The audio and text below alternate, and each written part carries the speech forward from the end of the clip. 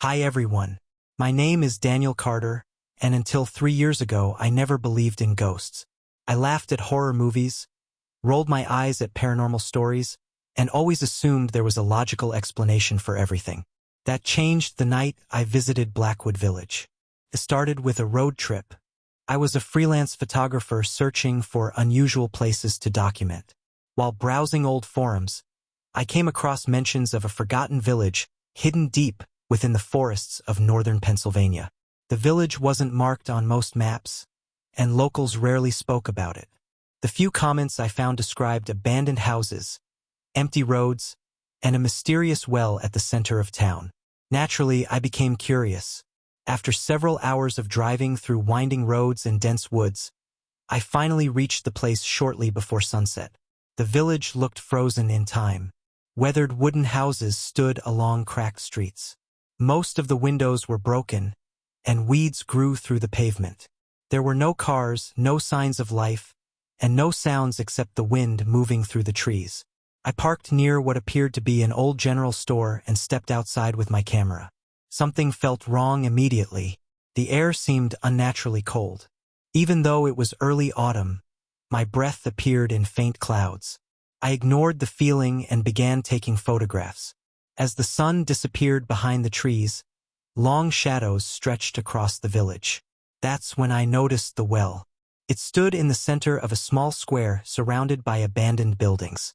Unlike everything else, the well appeared strangely preserved. The stone walls looked clean. The wooden roof showed almost no damage. It was as though someone had been maintaining it. I walked toward it. The closer I got, the colder the air became. When I reached the edge, I looked inside. Darkness. Complete darkness. I couldn't see the bottom. I shined my flashlight down the shaft. The beam disappeared into blackness. Then I heard something. A whisper. At first I thought it was the wind. But it wasn't. The sound seemed to come from deep inside the well. A faint voice. A human voice. I stepped back immediately. The whisper stopped. My heart raced. I stared at the opening for several seconds before convincing myself it was my imagination. Still, I decided to leave. The problem was that my car wouldn't start. The engine turned over but refused to catch. I tried again. Nothing. The sun had fully set by then, and darkness swallowed the village. With no phone signal and no nearby towns, I had little choice but to spend the night. I grabbed my backpack and chose a nearby house that appeared relatively stable. The front door hung open. Dust covered every surface. Broken furniture lay scattered throughout the rooms. I settled in an upstairs bedroom and prepared to wait until morning. Around midnight, I woke to a strange sound. Knocking. 3 slow knocks. Tap, tap, tap. My eyes opened instantly. The sound came from downstairs. I sat up and listened. Silence. Then 3 more knocks. Tap, tap, tap. I grabbed my flashlight and carefully left the room. The hallway was empty. The stairs creaked beneath my feet as I descended. The knocking stopped. The front door remained open exactly as I had left it. No one was there. I was about to return upstairs when I noticed muddy footprints on the floor. Fresh footprints. They began near the doorway and led deeper into the house. I followed them. The trail ended in the kitchen. There was nobody inside. I scanned every corner. Nothing. Then I looked down. The footprints continued. Straight into the wall. Not toward the wall. Into it.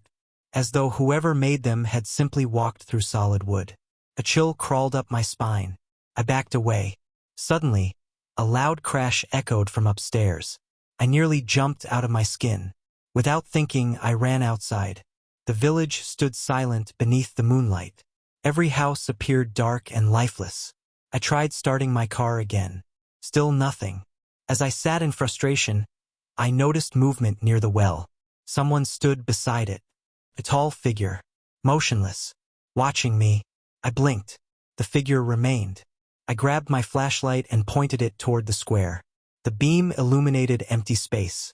No one was there. I lowered the light. The figure stood beside the well again. My blood turned to ice. I raised the flashlight. Gone. Lowered it. Back again. A wave of panic surged through me. I locked myself inside the car and spent the remainder of the night staring at the square. The figure never moved. It simply watched. At sunrise, it vanished. The moment daylight touched the village, my car started perfectly. I should have left immediately. Instead, curiosity got the better of me. I wanted answers. I drove to a nearby town and found an elderly man working at a gas station. When I mentioned Blackwood Village, his expression changed instantly. Fear filled his eyes. "You went there?" he asked. I nodded. The old man looked around nervously before speaking. "Leave it alone." I pressed for details. After several minutes, he finally sighed. Almost 100 years ago, Blackwood was a thriving mining town. People moved there from all over the state. Then children started disappearing. I listened carefully. One child vanished. Then another. Then another. Nobody knew why. He paused.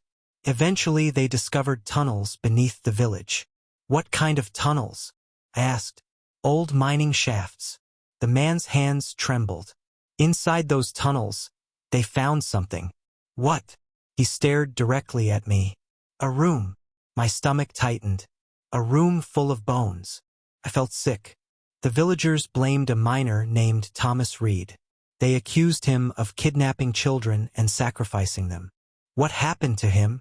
"They dragged him to the well." The old man's voice dropped to a whisper. "They threw him inside alive." A silence followed. "The next morning," he continued, "every person involved in his execution disappeared." I frowned. "Disappeared? Without a trace?" He nodded. "Within months, most residents abandoned the village." I thanked him and returned to my motel. That night, I reviewed the photographs I'd taken.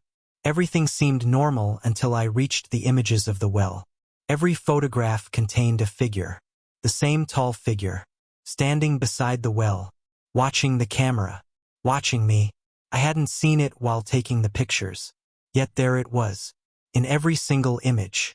The next morning, I returned to Blackwood. I know that sounds stupid.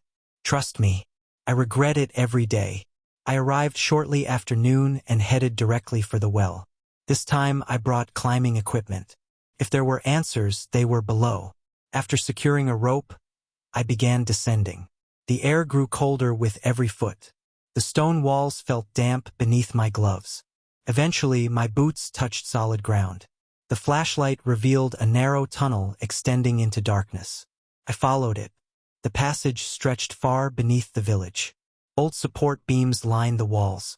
Many had begun to rot. Several times I considered turning back. Then I found the room. The old man had been telling the truth. A large chamber opened before me. Bones covered the floor. Hundreds of bones. Human bones. Most were small enough to belong to children. A wave of nausea hit me. Then my flashlight illuminated something else. Writing. Words carved into the stone walls. Thousands of words. The same sentence repeated over and over. "He is still hungry." My pulse hammered in my ears. Suddenly I heard footsteps. Behind me. Slow. Heavy. Crunch. Crunch. Crunch. Something was walking across the bones. I spun around. The tunnel stood empty. The footsteps stopped. I listened. Nothing. Then a whisper filled the chamber. "Daniel." My blood froze. The voice knew my name. "Daniel." The whisper came from every direction. I ran. The tunnel seemed longer than before. The darkness felt alive. The whisper followed me, growing louder, growing closer. "Daniel." I reached the rope and climbed desperately. Halfway up, I glanced downward. I wish I hadn't. A face stared up from the darkness. Pale face, sunken eyes, twisted smile. The creature climbed the wall beneath me. Its limbs bent at impossible angles. Its mouth stretched unnaturally wide. I climbed faster. The creature followed. Its fingers scraped against stone. The smile widened. I reached the top and pulled myself over the edge. The moment I did, the creature vanished. Gone. As though it had never existed. I didn't stop running until I reached my car. This time the engine started instantly. I sped away. For several weeks, life returned to normal. Or at least it seemed normal. Then the dreams began.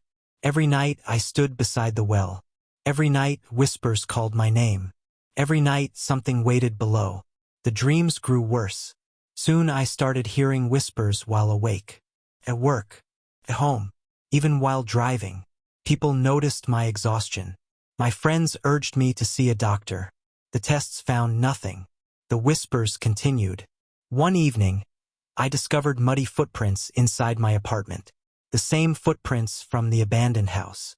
They led through the living room, down the hallway, and stopped outside my bedroom door. I didn't sleep that night. Weeks passed. The activity intensified. Doors opened on their own. Objects moved. Shadows appeared where none should exist. Then I received a package. There was no return address. Inside, I found an old photograph. Blackwood Village. Taken sometime in the 1930s. Several villagers stood around the well. One face immediately caught my attention. Thomas Reed. I recognized him instantly. The pale face from the tunnel. My hands shook. On the back of the photograph, someone had written a message. You should not have come back. I contacted local historians hoping for answers. Most refused to discuss the village. Eventually, one professor agreed to meet. According to his research, Thomas Reed may have been innocent. There was no evidence linking him to the missing children. The villagers needed a scapegoat. Thomas became the target. The professor believed something else had been responsible. Something living beneath the town. Something ancient. The mining tunnels may have disturbed it. The disappearances began shortly afterward. When the villagers executed Thomas, they unknowingly fed the entity another victim. The professor believed Thomas's spirit became trapped alongside it, bound to the well forever. I wanted to dismiss the theory. Unfortunately, the nightmares continued. Then came the final incident, the one that convinced me everything was real. I woke at 3 in the morning. Someone stood beside my bed. A tall figure, motionless, watching me.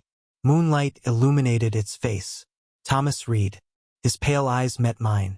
For several seconds, neither of us moved. Then he raised one finger and pointed toward the window. I slowly turned. Outside, standing in the street below, was another figure. Much larger, much darker. His body seemed wrong. Twisted, shifting, almost liquid. Countless eyes opened across its skin. All staring upward. All staring at me. A whisper entered my mind. Not my ears. My mind. Come back. The words echoed endlessly. Come back. Come back. Come back. Thomas suddenly stepped forward. The room became ice cold. The dark figure outside recoiled. For the first time, it seemed afraid. Thomas stared through the window. The creature retreated into the shadows. Then Thomas turned toward me one final time. His expression carried a warning. A desperate warning. And then he disappeared. The nightmares stopped after that. The whispers vanished. Life returned to normal. At least mostly normal. I never visited Blackwood again. I never shared the photographs publicly. And I never spoke about what happened. Until now. 3 days ago, I received another package. No return address. No explanation. Inside was a single photograph. A recent photograph. Taken only weeks ago. It showed the well. The village looked exactly the same. Abandoned. Silent. Forgotten. But that wasn't the worst part. Standing beside the well was a man holding a camera. Me. The photograph had been taken from behind. As though someone had been watching. Watching me years after I left. Watching me from the darkness. There was another message written on the back. This time only 4 words. He is still hungry. And last night, for the first time in 3 years, I heard a whisper outside my bedroom window. A familiar whisper. Soft, cold, patient, waiting. Spoke only one word. Daniel. I haven't looked outside. I'm too afraid to see what's standing there. Because deep down I already know. Something followed me home from Blackwood Village. Something that has waited patiently in the shadows. And sooner or later it will stop waiting.